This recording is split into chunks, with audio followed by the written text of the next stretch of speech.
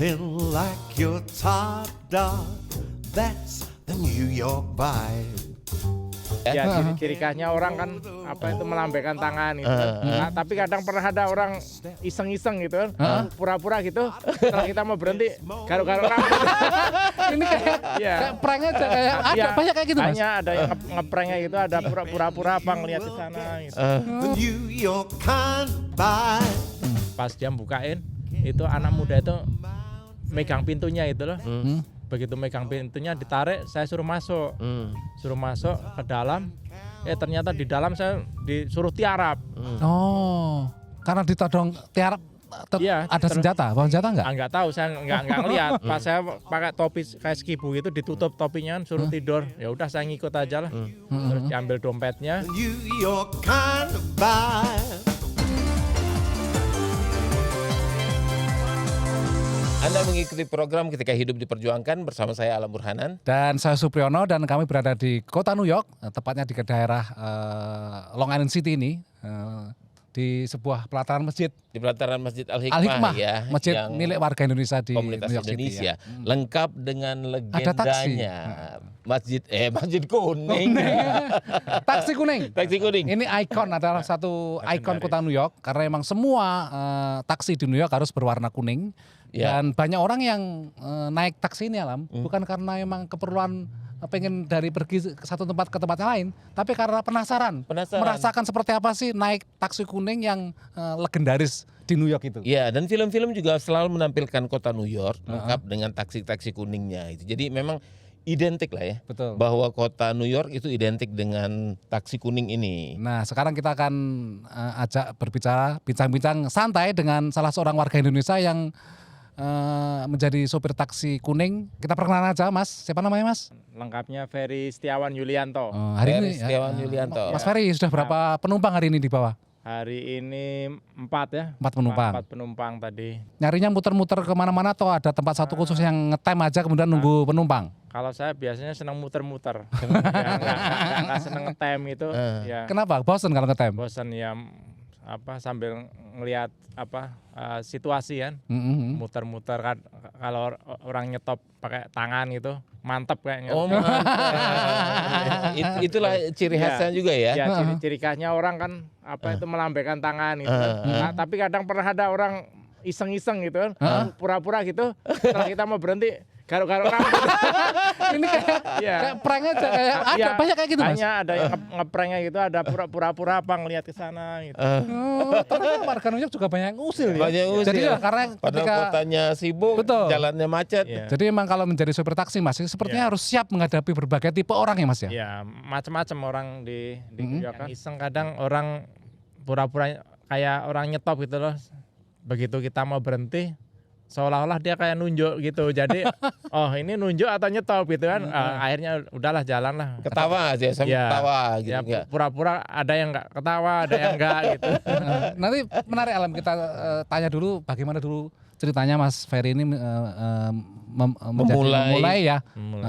Jadi gimana Mas ceritanya akhirnya kok Memulai jadi sopir taksi ini? Sejak kapan gitu memulai jadi sopir taksi kuning? Sopir taksi kuning itu sejak waktu itu begitu dapat kalau di sini istilahnya WP itu working permit kan. Izin kerja. Iya, izin kerja. Itu namanya working permit karena tanpa itu kita nggak bisa nggak bisa bikin license-nya kalau nggak ada working permit-nya di sini. Jadi SIM khusus untuk nyopir taksi ya? SIM khusus. Jadi Untuk SIM-nya taksi ada dua macam, SIM New York atau SIM mana aja, bisa SIM New Jersey.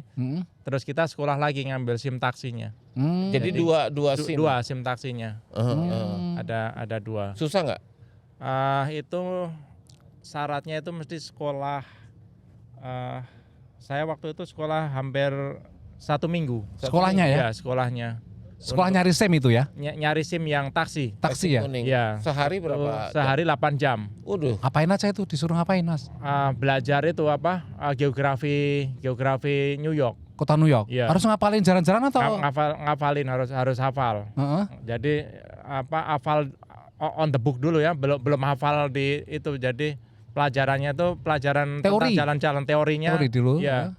Waktu itu kan belum ada GPS. Oh. Jadi kita masih pakai map. Itu jadi harus Peta ya? buka peta New York. Orang mau pergi kemana gitu, peta New York yang dibuka. Kalau sekarang kan tinggal kemana tinggal pakai Navigasi. GPS ya. Navigasi tinggal pencet. Kalau dulu peraturan itu nggak boleh kita sambil jalan buka itu nggak boleh. Jadi harus luar kepala. Harus dihafalin atau luar kepala atau kita buka map. Oh. Justru di luar kepala ya, nggak di dalam kepala ya. Itu aneh itu. Di luar kepala ya. Itu dia. Iya. New York City. We'll walk Fifth Avenue, I promise you.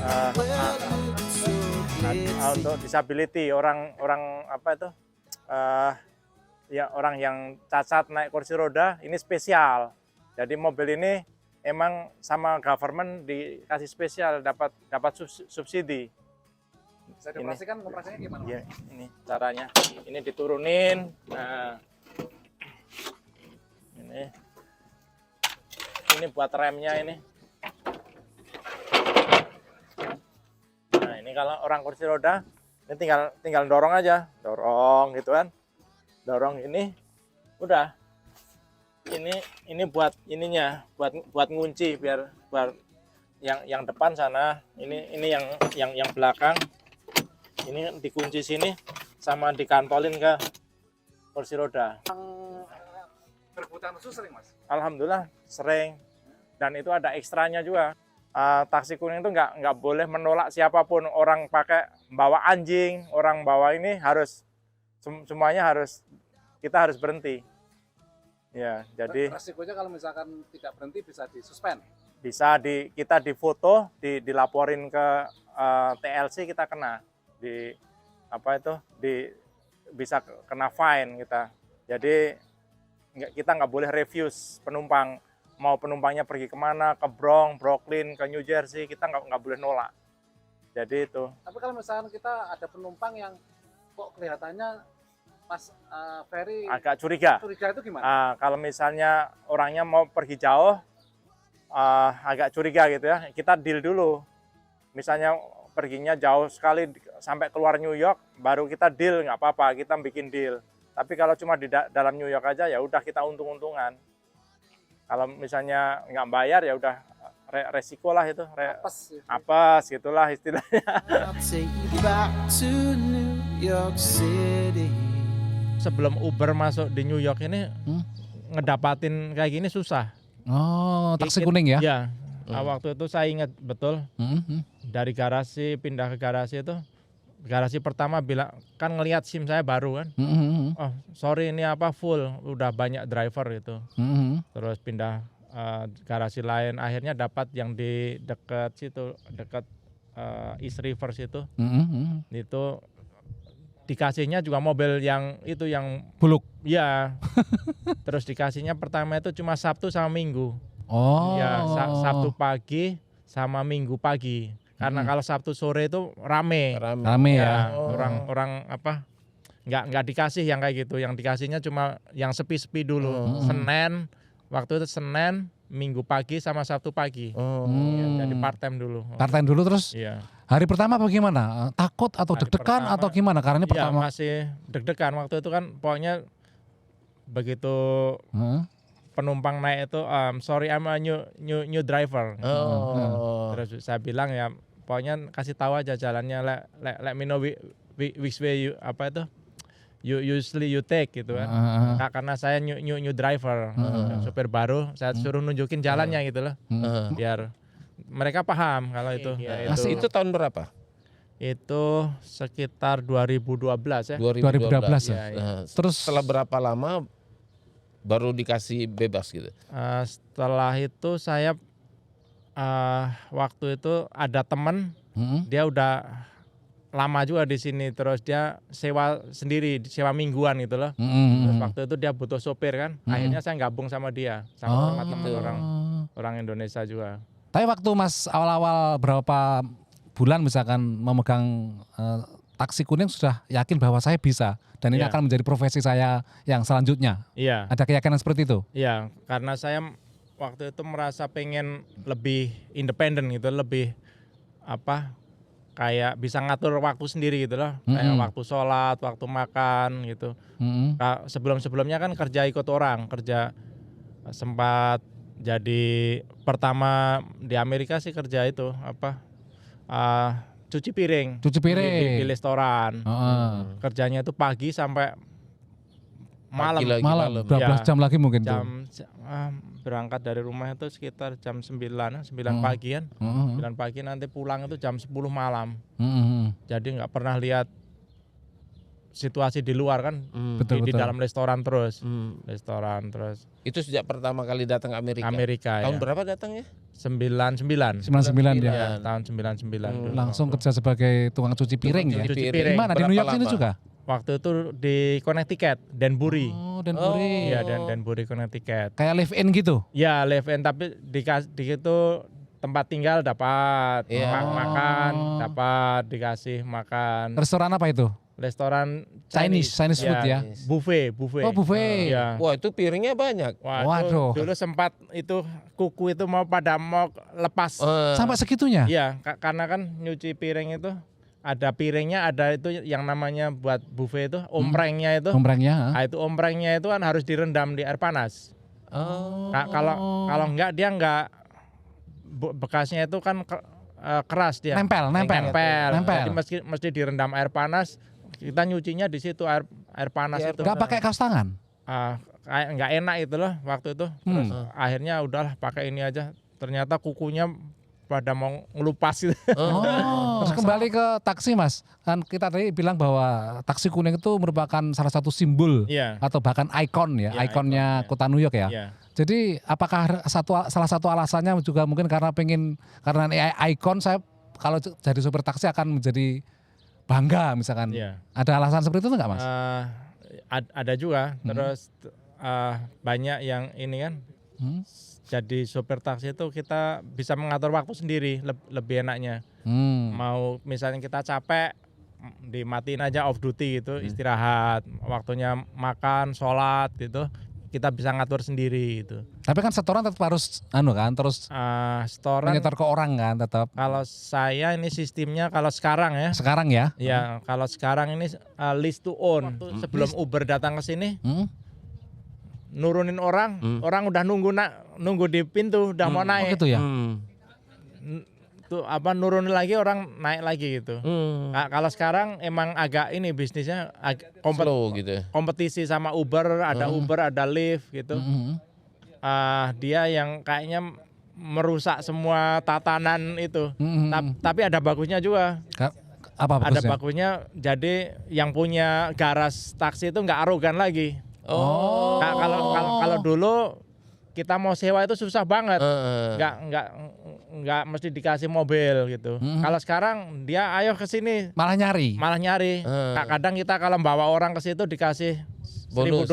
Malah, untuk menarik sopir ya. Kadang ada yang ngasih $500, 1.000 gitu. Misalnya kita bawa sopir terus join sama mereka dikasih bonus. Konon juga banyak sopir taksi kuning yang gara-gara ada taksi online Uber dan sebagainya itu kemudian pindah ke taksi. Iya, banyak orang teman-teman Indonesia banyak juga yang kayak gitu. Sekarang saya bawa Uber sama private, Pak. Kenapa kok pindah ke Uber dan private? Waktu itu tahun berapa ya, 2015-16 Uber masuk lah, taksi kuning bisnisnya anjlok Pak. Jadi saya pindah lah, coba-coba Uber, ternyata Uber lebih enak waktu itu. Iya, duitnya lebih gampang carinya daripada kuning. Dan kuning kan kita susahnya juga kan kita puter-puter keliling cari customer. Kalau Uber kan kita enak langsung dikirim ke handphone kita, pick up di mana. Jadi kita udah gak perlu susah lagi puter-puter buang bensin.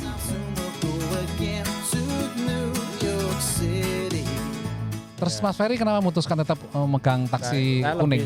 Lebih seneng kuning ini apa? Kadang itu saya pernah dulu sebelum kuning juga pernah ngedrive limusin, tapi itu company ya. Kadang kalau pick up itu udah pick upnya susah, lagi perjalanan di cancel di tengah jalan. Ya pengalaman saya pernah di cancel gitu, jadi saya lebih seneng kuning aja lah. Kalau kuning gitu. nggak bisa di cancel karena harus nyari di jalan ya. Ya nyetop di jalan. Terus ada cashnya juga kan. Orang bayar cash gitu, ngasih tip cash gitu. Betul. Lebih bagus. Kalau kayak Uber gitu nggak ada tip-tipnya, nggak ada orang ngasih tip gitu, nggak ada. Nah Mas Kalam, kan tadi kan dia sudah cerita ada orang yang iseng gitu kan, kadang-kadang nyegatnya begini. Tapi saya yakin selainnya orang yang iseng, karena Mas Ferry itu udah 2017 sampai sekarang ya, pasti mungkin ada nggak pengalaman-pengalaman yang lebih mengerikan dari iseng dari penumpang gitu Mas? Pengalaman mengerikan apa ya? Atau mungkin dramatis gitu Mas? Kalau mengerikannya nggak ada. Kalau kadang orang mabuk muntah di mobil pernah juga. Ya itu yang kadang kita jadi ganggu kerja juga kalau udah muntah. Kadang kalau kelihatan mau muntah saya berhenti dulu, saya itu kan saya suruh keluar muntah dulu di luar gitu kan. Tapi pernah muntah di dalam itu yang ya akhirnya kan membersihkan dulu. Kita jadi buang waktu kan. Ya. Pernah ada yang lagi yang dramatis lompat dari taksi ada nggak? Lompat pernah, lompat juga pas lampu merah gitu, lompat udah pergi gitu nggak bayar. Nggak bayar. Ya. Dulu kan benar kasus perampokan Lam itu termasuk beberapa sopir taksi kuning kan ditodong misalkan. Perampokan, alhamdulillah nggak minta tapi ya. Pernah juga saya ditipu. Jadi orang itu pura-pura nyetop 2 orang kan. Yang satunya dia mau tolong antar teman saya ini mau pergi ke sana, saya bayarin dulu gitu. Temennya itu bayarin, saya masih ingat itu bayarinnya pakai uang 50. 50 kan saya kasih kembalian. Ternyata saya cek itu 50-nya palsu. Aduh ini udah bawa orangnya, udah ketipu uangnya lagi. Jadi double ketipu ya. Ya setelah saya cek ini uangnya kok salahnya saya sendiri kok. Saya percaya aja sama dia itulah. Kurang teliti. Zaman sebelum boleh tahu yang bisa masuk kantong berapa itu setiap minggu? Setiap minggu Rata-ratanya sekitar di atas 800 ya 800 900 tergantung ya. Tergantung. Setiap minggu ya. Ya udah potong bensin ya. Potong bensin bersih itu ya. Ya. Terus kalau misalnya sebelum waktu zaman puncaknya sebelum ada Uber sampai berapa itu Mas? Oh itu setengah sip aja. Setengah sip itu bayar sewanya itu sampai 900. Sewanya mahal ya? Sewanya ya? Ya sewanya sampai 950 itu setengah sip ya. Kalau sekarang kan 600 seharian. 24 jam. Nah, kalau dulu sebelum ada Uber itu setengah shift jam 5 sampai jam 5 itu 950. Itu sewa aja nggak list to own. Jadi uang itu hilang aja. Kalau ini kan list to own jadi kalau udah 4 tahun mobilnya bisa dibalik nama, tapi mobilnya aja. Jadi waktu puncak itu berapa penghasilannya tuh? Waktu belum ada Uber? Waktu itu bisa seminggu itu 1.500. Seminggu 1.500. Itu udah dipotong bayar itu ya.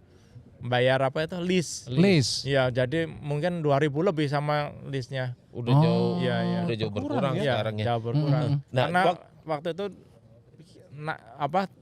turun orang naik, naik gitu. Jadi terus-terusan ya. Iya. Pernah merasa bangga nggak karena pernah menjadi satu bagian dari kota New York yang ikon? Iya, bangga pasti Pak. Soalnya kan paling enggak kan kita di sini juga lihat kita, wah Pak taksi kuning ini udah hebat gitu. Pertama taksi kuning juga ada sekolahnya khusus, nggak sembarangan orang bisa. SIM-nya kan ada 2 juga. Ya orang kalau lihat kita, wah ini supir yang di atas. Sopir lah yang top lah. Terus Mas Ferry kan datang ke sini menggunakan visa turis ya. Ya. Tentunya kan di sini mungkin sempat kedaluarsa ya visanya ya. Ya. Terus akhirnya dapat izin kerja itu akhirnya gimana Mas prosesnya Mas? Itu dulu sempat ilegal juga lama. Sempat ilegal ya? Ya berapa tahun lama. itu? Ilegal itu dari mungkin 8 tahunan. Jadi ilegal ya? Iya, ilegal. Dan di sini tapi alhamdulillah kalau ilegal di sini nggak apa-apa. Maksudnya kita nggak ketemu polisi itu biasa, nggak dikejar-kejar. Mas Ferry juga nggak was-was, nggak deg-degan jadi ilegal ya? Dulu sempat was-was waktu kejadian 9/11 aja. Pas kejadian 9/11 itu kan sempat yang orang dari negara Muslim suruh lapor-lapor itu. Ensir waktu itu. Ya, yang suruh lapor-lapor itu, akhirnya kan, wah dengerin ini, dengerin sana, akhirnya pusing. Udahlah, saya lari ke kampung aja. Lari ke kampung kemana? Ya, itu pernah di Lancaster, saya di Pennsylvania. Pennsylvania. Ya, di situ udah kerja di situ, anteng, nggak pernah ke New York, udah. Pokoknya Di restoran di situ? Di restoran Chinese. Ya, di situ terus. Ya banyak teman-teman yang lapor, akhirnya mereka kan ada yang menang di case, ada kalau yang kalah mereka harus pulang. Deportasi bahkan ya kalau anu Iya. salah. Terus kemudian dapat itunya gimana? Dapat green card atau dapat working permit itu dari mana? Working permit, ngurus apa? Sponsor dari anak kan. Oh, dari anak akhirnya ya? Dari anak dapat itu, terus dapat working permit, dari working permit akhirnya bisa kerja yang legal kan, kayak kerja di limusin dulu, kerja akhirnya di taksi. Kalau dulu waktu masih legal ya itu kerjanya bisanya cuma di restoran ya. Restoran atau di dry clean juga pernah dulu, dry clean, di laundry itu. Waktu di restoran atau waktu legal nggak pernah ada penggerebekan gitu Mas di tempat kerja? Kan ada sejumlah orang Indonesia yang kena penggerebekan. Alhamdulillah enggak. Enggak ya. Ya. Tapi setelah kan dapat green card Mas, ada kartu Iya. itu setelah Legal berapa ya? lama setelah proses berapa lama nggak pulang itu? Sempat berapa lama nggak pulang? 20 tahun itu. Baru dapat Iya. izin tinggal ya. Dapat green card itu 2018. Terus 2018. kemudian sempat pulang ke Indonesia. Waktu itu belum. Belum. Istri sama anak-anak yang pulang karena saya waktu itu ya bernadar kan. Bernadar saya nggak mau pulang dulu sebelum menghadap ke Mekah dulu. Sebelum haji. Ya, jadi alhamdulillah waktu itu istri pulang sama anak-anak 2018. Saya berangkat itu ke Haji. Mekah, ya alhamdulillah. Terus kemudian pulang ke Indonesia kapan? 2019. Oh, tahun Ya, depannya. 2019. Setelah Apa itu rasanya? seperti apa ketemu keluarga pertama kali? Seneng banget itu ketemu ibu apalagi kan. Itu ternyata ketemu ibu terakhir juga. 2019 itu karena 2020 ibu saya nggak ada. Ya pas COVID itu, pas parah-parahnya COVID. Ya jadi ini rencana kan mau pulang juga bulan depan. Bulan ini mau pulang. Ya udah paling cuma ke kuburan ibu kan. Ya, Waktu itu Ya, Bu itu memang ini aja. Iya, Mungkin kita jelaskan juga bahwa ketika pendatang itu tanpa dokumen, ilegal di Amerika, artinya dia tidak bisa pulang ke Indonesia, bukan karena tidak ingin pulang, tapi kalau dia pulang akan tidak bisa kembali lagi ke Amerika. bisa digambarkan waktu pertama kali setelah 20 tahun ketemu ibu waktu di Temanggung itu Mas? Seperti apa itu ibu itu? Wah udah ibu ya, kalau ibu pengennya saya tuh nggak balik ke sini lagi.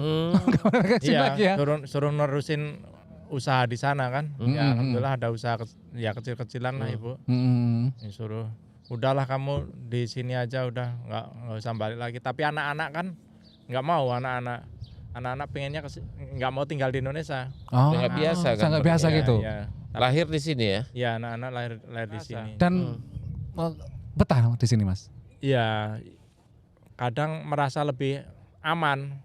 Kadang saya kalau di negara sendiri kayak di Jakarta itu merasa lebih, kadang kalau ada kriminal atau apa, kadang takut gitu. Kalau di sini kalau ada apa-apa kita call 911, polisi langsung datang. Cepat datang ya? Cepat langsung. Meskipun New York ini dulunya ya dikenal kota yang ya kota besar yang kadang-kadang juga terjadi kejahatan Banyak itu ya, kekerasan itu ya. Tapi selama ini relatif aman menurut Mas? Alhamdulillah ya aman di sini ya. Sama sekali tidak pernah mengalami apa ya? Dulu pernah saya waktu kerja jadi delivery. Delivery ini malah di sebelah sini. Di restoran Chinese itu. Waktu itu kerja baru 3 bulan kayaknya di sini.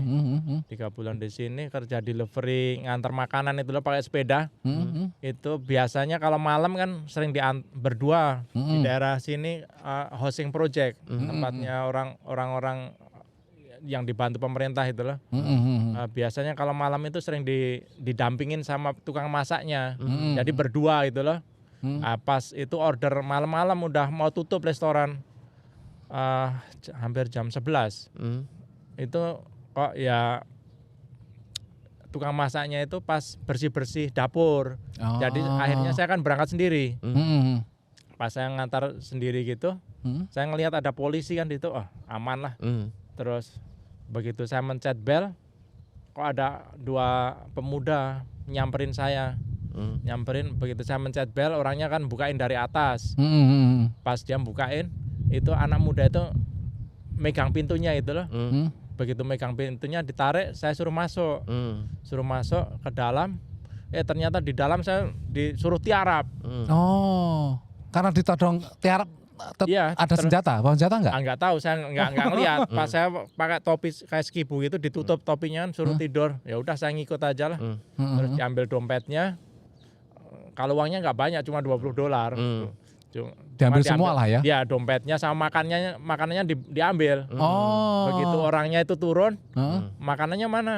Wah, ini saya barusan dirampok sama, wah dia nggak percaya kan? Ya udah akhirnya saya suruh ke restorannya. Langsung malam itu saya pamitan, udah saya takut juga. Takut kan? Ya, sebenarnya kalau saya waktu itu manggil polisi itu ada case, saya mungkin waktu itu saya bisa ngurus surat-surat dari situ juga.